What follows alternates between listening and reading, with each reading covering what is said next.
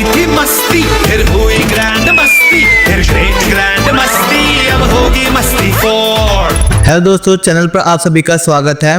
और ऐसा लगता है कि बॉलीवुड में पुराना माल वापस आ चुका है और ट्रेंड में भी चल रहा है। और इस ट्रेंड को फॉलो करते हुए हमारी 3 आत्माएं वापस आ चुकी हैं, जो कि रितेश देशमुख, विवेक ओबरॉय और अफ्ताब शिकदारनी। वो वापस आ चुके हैं लेकर मस्ती 4। पर सवाल यहाँ पर ये है, जब स्मार्ट कॉमेडी और फ्रेश कंटेंट का जमाना है, तो क्या मिलाप जावरी का ये घिसा पिटा डबल मीनिंग कॉमेडी फॉर्मूला अभी भी चलेगा? क्या ये वापसी कॉमेडी है या सिर्फ बोर्ड ड्रामा का एक नया रूप? अगर आप मस्ती के नाम पे चीप वल्गैरिटी दिखने को तैयार हो तो ये रिव्यू देखिए।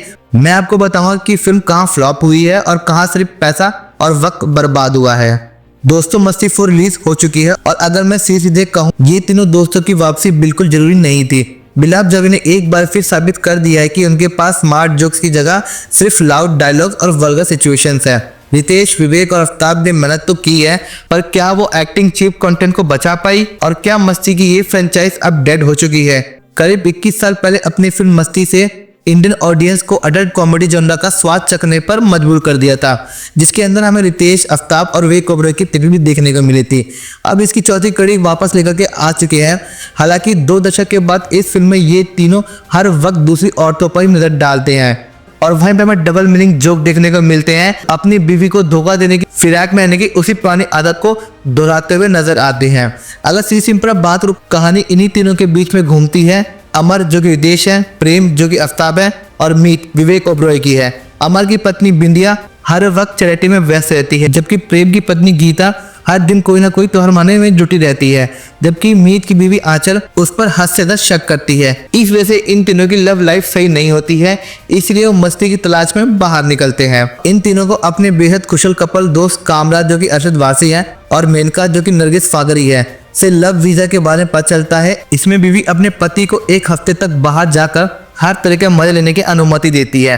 अब ये तीनों भी अपनी किस्मत आजमाने निकलते हैं, लेकिन इस लव वीजा के चक्कर में उन्हें कैसे कैसे झटके लगते हैं, ये सब हमें फिल्म में देखने को मिलता है। तो यही सब हमें इस मूवी के अंदर देखने को मिलेगा।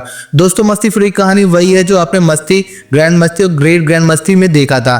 3 दोस्त जो शादीशुदा जिंदगी से बोर हो चुके हैं और फिर एक्स्ट्रा मैरिटल अफेयर चलाने की कोशिश करते हैं। फिल्म की सबसे बड़ी प्रॉब्लम है उसका प्रेडिक्टेबल प्लॉट। आपको पता होता है कि हर अगले 10 मिनट में क्या होने वाला है। कोई मिसअंडरस्टैंडिंग होगी, कोई डबल मीनिंग का जोक लगाएगा और फिर वही बवाल खड़ा हो जाएगा। डायरेक्टर मिलाप जावरी ने इस फॉर्मूले में 0% की इनोवेशन दिखाई है। कॉमेडी को फ्रेश रखने के लिए कोई नया सिनेरियो नहीं लिया है और स्मार्ट राइटिंग की तो इनको जरूरत ही नहीं है। और यहाँ पर वही घिसा पिटा माल दोबारा पैक करके बेचा गया है।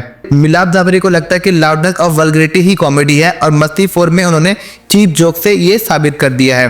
फिल्म में हर 5 मिनट में कोई ना कोई डबल मीनिंग डायलॉग आपको देखने को मिल जाएगा, जो हंसी कम और इरिटेशन ज्यादा पैदा करता है। सिचुएशन को इतना खराब और इलॉजिकल बना दिया है कि वो फनी लगने के बजाय क्रिंजी लगते हैं। ऐसा लगता है कि जैसे डायरेक्टर ऑडियंस को फोर्स करके हंसाने की कोशिश कर रहे हैं, कि बता रहे हैं कि ये जोक है भाई, हंस लो। वहीं बात कर लो अगर परफॉर्मेंस की, तो रितेश, विवेक और अफ्ताब की केमिस्ट्री में कोई कमी नहीं देखने को मिली है। उनकी दोस्ती और स्क्रीन प्रेजेंस अभी भी जबरदस्त है। रितेश हमेशा की तरह अपनी कॉमिक टाइमिंग और एक्सप्रेशन से सीन्स को बचाने की कोशिश करते हैं।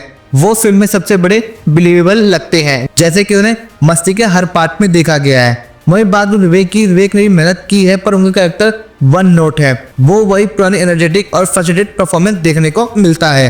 बात और अफ्ताब की, अफ्ताब अपने इनोसेंसी लुक से कॉमेडी क्रिएट करने की कोशिश करते हैं, पर कुछ नया देखने को नहीं मिलता। प्रॉब्लम यहाँ पे ये है कि इनकी मेहनत फिल्म का वीक और वल्गर कंटेंट को बचा नहीं पाता। एक्टर्स ने अपनी पूरी कोशिश की, पर जब राइटिंग ही कमजोर हो तो वो क्या ही कर सकते हैं। तो वहीं मैं बात करूँ अगर फीमेल कास्ट की, इस फ्रेंचाइजी की सबसे बड़ी कमी यही रही है, फीमेल कैरेक्टर्स को सिर्फ प्रॉप्स की तरह यूज किया गया है, जिन्हें या तो सताना है या फिर उन्हें ऑब्जेक्टिफाई करना है। फिल्म में हीरोइंस और सपोर्टिंग एक्टर्स का रोल सिर्फ ग्लैमर और वल्गर के लिए यूज किया गया है। उनके पास करने का कोई मीनिंगफुल रोल नहीं होता। ये बात 2025 के सिनेमा के लिए बिल्कुल ठीक नहीं है। फिल्म की पेसिंग ठीक ठाक है, क्योंकि मेकर्स आपको आसानी की कोशिश करने में कोई कसर नहीं छोड़ रहे हैं। और वहीं बात करो अगर बॉक्स ऑफिस कलेक्शन की, तो इसकी बॉक्स ऑफिस कलेक्शन अभी तक 1,85,00,000 रुपए की हो चुकी है। तो दोस्तों, मस्ती 4 एक ऐसी फिल्म है जिसे भूल जाना ही बेहतर है। ये फिल्म मिलाप जावरी की आउटडेटेड कॉमेडी फॉर्मूला का शिकार है। इस उनकी वापसी बिल्कुल जरूरी नहीं थी। अगर आपको स्मार्ट, रिफ्रेशिंग और क्लीन कॉमेडी पसंद है तो इस फिल्म से आप दूर रहना अगर आप लाउड, वल्गर और non stop double meaning jokes को झेल सकते हो तो ये फिल्म आपको थोड़ा बहुत तो हंसा ही देगी। मस्ती की ये फ्रेंचाइजी अब खत्म हो चुकी है, अब इसके लिए नए कैरेक्टर और नई स्टोरी की जरूरत है। अगर ये ऐसा नहीं करेंगे तो आने वाले टाइम पे ये मस्ती तो मेरे को लग नहीं रहा कि किसी को पसंद भी आएगी। आपको मस्ती 4 में सबसे ज्यादा फनी क्या लगा, या आपको भी लगा कि वल्गैरिटी की हद पार हो गई है? कमेंट्स में जरूर शेयर करना और ऐसे ही रिव्यूज के लिए हमारे चैनल को सब्सक्राइब करना मत भूलना। मैं मिलता हूँ आपसे अगले रिव्यू में, तब तक के लिए जय हिंद। कोई इंसान या जानवर बच्चलन हो जाता है तो प्रजनन हो जाता है।